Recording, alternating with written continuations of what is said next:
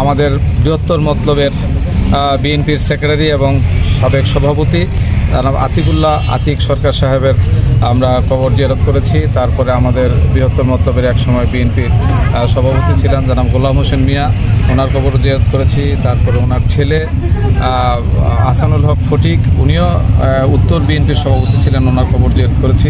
আমরা আশা করি আজকে আমাদের সাবেক বিএনপির সাধারণ সম্পাদক জনাব আফজাল জাহান কামাল ভাই এবং আমাদের সাবেক এমপি সাবেক মন্ত্রী জনাব নুরুল হুদা সাহেবের কবর আমরা আজকেই জিয়ারত করবো ইনশাআল্লাহ।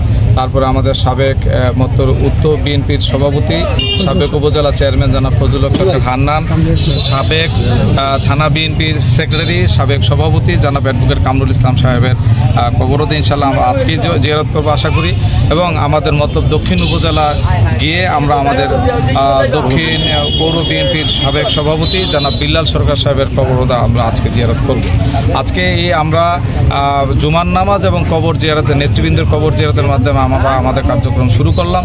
ইনশাআল্লাহ আমরা আশা করি আগামী নির্বাচনের পূর্ব পর্যন্ত আমরা মতলব উত্তর এবং দক্ষিণ উপজেলার সকল দাঁড়ে দাঁড়ে স্কুল কলেজ মাদ্রাসা মসজিদ খানকা যেখানে যারা আছেন সবার সাথে দেখা করে আমরা আমাদের দলের পক্ষে আমাদের নেতা আমাদের শহীদ রাষ্ট্রপতি জিয়াউর রহমান বীরুত্তম, দেশনেত্রী বেগম খালেদা জিয়া এবং তারেক রহমানের আমরা পক্ষ থেকে ওনাদের সমর্থক হিসাবে ওনাদের কর্মী হিসাবে আমরা মানুষের কাছে বিএনপির পক্ষে আমরা ভোট চাইব।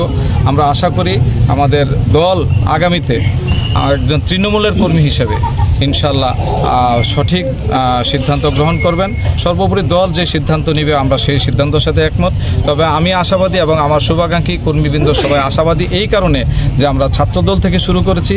আমরা তৃণমূলের কর্মী হিসাবে এই পর্যন্ত এমন কোনো কর্মসূচি নাই আমরা এই কর্মসূচিগুলি পালন করি নাই। আলহামদুলিল্লাহ আমরা সকল কর্মসূচিতে সম্পৃক্ত ছিলাম।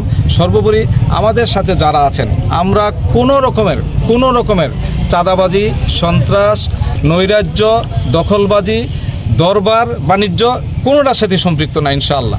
আমি মনে করি এত ফ্রেশ অন্য কোনো নেতৃবৃন্দের কর্মী সমর্থকদের মধ্যে খুঁজে পাওয়া যাবে না। আপনারা আমাদের জন্য দোয়া করবেন।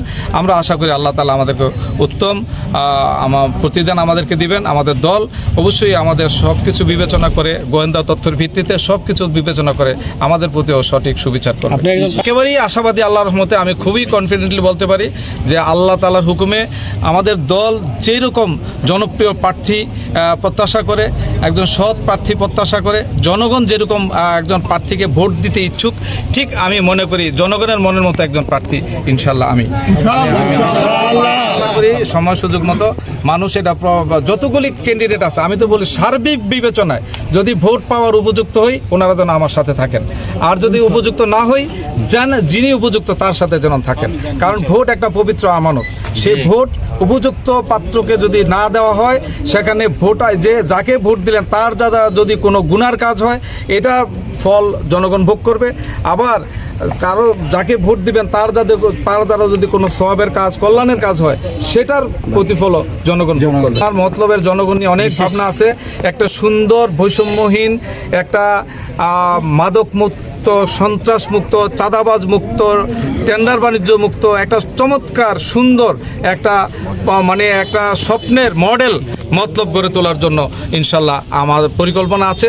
আপনারা দেখবেন ইনশাআল্লাহ আল্লাহ তাআলা যদি ইতিপূর্বে আমি 2বার ইউনিয়ন পরিষদ চেয়ারম্যান ছিলাম, উপজেলা চেয়ারম্যান ছিলাম, আপনার খোঁজ খবর নিয়ে জানবেন যে 100 টাকার দুর্নীতির সাথে আমি কখনো জড়িত ছিলাম কিনা বা আমার কোনো লোক জড়িত ছিল কিনা। ইনশাআল্লাহ ভবিষ্যতে যদি আল্লাহ তাআলা আমাকে কোনো দায়িত্ব দেন ইনশাআল্লাহ লক্ষ্য করবেন বাংলাদেশের মধ্যে একটা মডেল হিসাবে আমার এই আসন আমি ইনশাআল্লাহ প্রতিষ্ঠিত করব।